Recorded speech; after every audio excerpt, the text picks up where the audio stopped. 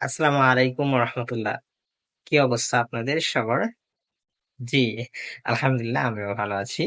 আশা করছি আপনারা ভালো দিন পার করছেন আল্লাহর রহমতে। সো আজ কিন্তু ক্যামেরার সম্মুখে আপনাদের আনোয়ার ভাই হঠাৎ করে এসে পড়েছেন। আপনাদের যে প্রশ্ন জানতে চাওয়া ভাইয়া একটু সম্মুখে যদি এসে আমাদেরকে একটু দর্শন দিতেন। সো সেই দর্শন আজকে দিয়েছি। আপনাদের সম্মুখে আসলাম এবং আসলে আমারও ভালো লাগছে। বাট সরাসরি ক্যামেরাতে আসা একটু পসিবল হয় না কেন? আমরা যেহেতু স্ক্রিন শেয়ার এর মাধ্যমে ক্লাসগুলো করি। সো একসাথে ক্যামেরাতে থাকা এবং স্ক্রিন শেয়ার করা একটু টাফ হয়ে যায় ব্যাপারটা এবং একটু এলোমেলো লাগে। সে ব্যাপারটার জন্য সবসময় আসা হয় না। সো আজকে হঠাৎ করে মনে হলো যে আমার প্রিয় ভাই-বোনেরা চাচ্ছে দেখতে। সো একটু আসলাম। এই ব্যাপারে আরকি। ওকে, সো আজকে বাই দ্য ওয়ে আমরা স্টার্ট করব হচ্ছে কি গুরুত্বপূর্ণ পার্ট, সেটা হচ্ছে নাউন। আপনারা সবাই জানেন নাউনের গুরুত্ব কতটুকু এবং আমাদের চারপাশে কিন্তু নাউন আছে, সবগুলো নাউন। বাট এই নাউনগুলোর মধ্যে কোনটা কোন ধরনের নাউন আমরা কিন্তু সেটা জানি না। আজকে সেটাই ক্লিয়ার হয়ে যাবে। ক্লাসের সাথেই থাকুন। সম্পূর্ণ ক্লাসটি কন্টিনিউ করবেন আশা করছি।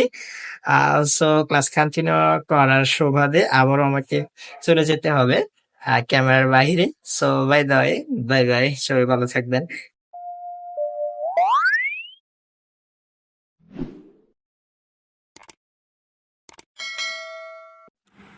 সো শুরু করছি আমাদের আজকের লেসন। সো আমি অলরেডি বলে ফেলেছি আমরা আজ আলোচনা করবো নাউন। সো হচ্ছে আমরা চলেন আগে জেনে নিই যে নাউন আসল জিনিসটা কি। Basically noun is the name of anything. কোনো কিছুর নামকে নাউন বলে আমরা সেটা জানি। সো এক্সাম্পল হিসেবে আমি এখানে কিছু কথা লিখেছি। যেমন দেখেন রহিম, করিম, ঝাঁকা, বুক, খাও, এক্সেট্রা। এই সবগুলোই কিন্তু নাম। কারণ কি এই সবগুলো কিন্তু আমাদের নাম। সো এক্ষেত্রে কিন্তু আমরা কি করতে পারছি যে বুঝতে পারছি যে নাউন কিন্তু আসলেই যে কোনো নামকে, যে কোনো কিছুর নামকে আমরা নাউন বলতে পারি। সো এখানে কিন্তু আপনি লিখতে পারেন যে আরো নাউন কি কি আছে সেগুলো অবশ্যই কমেন্ট করে জানাবেন কমেন্ট বক্সে। এবার আসি আমরা নাউনের প্রকারভেদ। তো নাউনের প্রকারভেদ হচ্ছে দেয়ার আর 5 টাইপস অফ নাউন। মানে হচ্ছে আমাদের 5 প্রকারের নাউন আছে। কত প্রকারের নাউন আছে? 5 প্রকারের। যেমন ফার্স্ট হচ্ছে প্রপার নাউন। প্রপার নাউন হচ্ছে নামবাচক বিশেষ্য, কমন নাউন, জাতিবাচক বিশেষ্য, কালেক্টিভ নাউন, সমষ্টিবাচক বিশেষ্য, ম্যাটেরিয়াল নাউন, বস্তুবাচক বিশেষ্য, এরপর সর্বশেষ হচ্ছে অ্যাবস্ট্রাক্ট নাউন, গুণবাচক বিশেষ্য। আমি আরেকটা কথা বলে রাখি, এখানে কিন্তু কংক্রিট নাউন নামেও একটা ব্যাপার আছে। সো এই কংক্রিট এবং অ্যাবস্ট্রাক্ট নাউন যেটা, সেটা কিন্তু প্রায় একই ধরনের, কারণ এগুলো হচ্ছে গুণবাচক। ওইটাও কিন্তু ওইটা যদি গুণবাচক না, কিন্তু ওটাকেও ধরা যায় না, ছোঁয়া যায় না, স্পর্শ করা যায় না, সেম এটার মতো। সো এই দুইটাকে একই ধরা যায়। এবং আরেকটা হচ্ছে কাউন্টেবল, আনকাউন্টেবল, ওইটাও বলা যায়। কিন্তু সব ঘুরে পিছিয়ে কিন্তু এই পাঁচটার মধ্যেই আসে আমাদের, এই জন্য আমরা এই পাঁচটা শিখে নেব। দেন আসি প্রপার নাউন কাকে বলে। আমরা কিন্তু আজ সবগুলো শিখবো এবং প্রত্যেকটা উদাহরণ সহ। প্রপার নাউন হচ্ছে, দেখেন আমি এখানে সহজ ভাষায় লিখেছি সংজ্ঞাটা, যে নাউন ধারা নির্দিষ্ট ব্যক্তি, বস্তু বা স্থানের নাম বোঝায়, তাকে প্রপার নাউন বলে। মানে একটা নির্দিষ্ট ব্যক্তি, না হয় বস্তু, না হয় স্থান বোঝাবে। যেমন দেখেন নজরুল ইসলাম, নজরুল ইসলাম একজন নির্দিষ্ট ব্যক্তি, প্রপার নাউন। আমাদের কি রেবেল পয়েট, আমাদের বিদ্রোহী কবি। দি পাটনা ব্রিজ মানে হচ্ছে পদ্মা ব্রিজ, হ্যাঁ এটা একটা নির্দিষ্ট স্থানের নাম এবং অ্যাজ ওয়েল অ্যাজ এটা কি আবার একটা নির্দিষ্ট বস্তু। ঢাকা একটা নির্দিষ্ট স্থানের নাম। সো এইগুলো হচ্ছে আমাদের প্রপার নাউন। নাজমুল ইসলাম, নজরুল ইসলাম, দি পাটনা ব্রিজ, ঢাকা, চিটাগং, রাজশাহী, রহিম, করিম, ঠিক আছে। এই সবগুলো হচ্ছে আমাদের প্রপার নাউন। এবার আসি আমরা কমন নাউন। কমন নাউন জিনিসটা আসলে কি? কমন নাউন হচ্ছে জাতিবাচক বিশেষ্য। যে নাউন দ্বারা সমজাতীয় একজনকে না বুঝে সবাইকে বোঝায়, তাকে কমন। মানে একজন সমজাতীয় থাকবে বাট একজনকে বোঝাবে না, সবাইকে বোঝাবে। যেমন দেখেন এখানে স্টুডেন্টস, স্টুডেন্টস দ্বারা কিন্তু একজন স্টুডেন্টকে বোঝায় না, এখানে সকল স্টুডেন্টদেরকে বোঝাচ্ছে।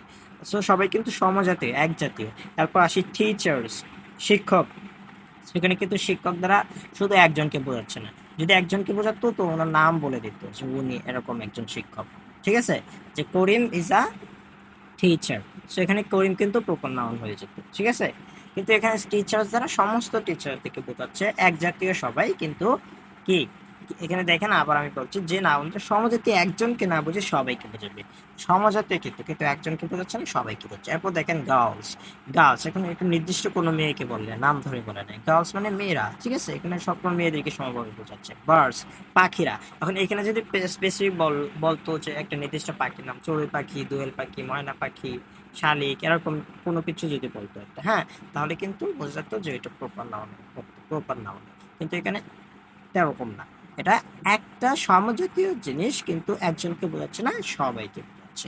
এরপর আসি কালেকটিভ নাউন, সমষ্টিবাচক বিশেষ্য। যে নাউন দ্বারা স্পেশালি হচ্ছে ব্যক্তি, বস্তু বা প্রাণীর সমষ্টিকে বোঝায় তাকে কালেকটিভ নাউন। ঠিক আছে, নাউন দ্বারা ব্যক্তি, বস্তু বা প্রাণীর সমষ্টি বোঝাবে। তো দেখেন কমন নাউন এবং আমাদের কালেকটিভ নাউনের ব্যাপারটা একটু পার্থক্যটা দেখেন। ওটা কিন্তু সমজাতীয় এক বস্তু কিন্তু সবাইকে একসাথে বোঝাবে, আর এটা কিন্তু সমষ্টি বোঝাবে। হ্যাঁ, যে কোনো একটা গ্রুপের সমষ্টি বোঝাবে। যেমন দেখেন ক্লাব, এটা একটা সমষ্টি যেখানে বিভিন্ন পেশা, বিভিন্ন মানুষজন থাকে, মেম্বার থাকে, অনেক মেম্বাররা থাকে ক্লাবে। হ্যাঁ, বিভিন্ন খেলোয়াড় থাকে বিভিন্ন দলের, কিন্তু ওইটা কিন্তু সমজাতীয় ছিল, এখানে কিন্তু সমজাতীয় না। ক্লাসে কিন্তু অনেক টাইপের স্টুডেন্ট থাকে। হ্যাঁ, আচ্ছা, টিচার থাকে, ক্লাসের টিচারও থাকে, তারপর আরো আনুষঙ্গিক কোনো কিছুই থাকে। সো এটা কি সমষ্টি বোঝাচ্ছে। এরপর ফ্যামিলি, যেখানে অনেকগুলো মেম্বারের সমষ্টি থাকে। গার্ডেন, যেখানে অনেকগুলো গাছের সমষ্টি থাকে, অনেকগুলো গাছ থাকে।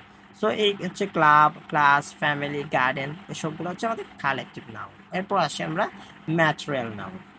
ম্যাটেরিয়াল নাউনটা হচ্ছে আসলে কি? ম্যাটেরিয়াল নাউন হচ্ছে বস্তুবাচক। হ্যাঁ, বস্তুবাচক বিশেষ, যে নাউন দ্বারা ওজন আছে বাট গণনা করা যায় না এমন কিছু বোঝায় তাকে ম্যাটেরিয়াল নাউন বলে। হ্যাঁ, এক কথায় যেটা আপনি গণনা করতে পারবেন না, হ্যাঁ, এটা কিন্তু ম্যাটেরিয়াল হয়ে যায়, বস্তুবাচক। যেমন মিল্ক, দেখেন মিল্ক কিন্তু ওজন আছে কিন্তু আপনি গণনা করতে পারবেন? দুধ কি গণে শেষ করতে পারবেন? কখনো না।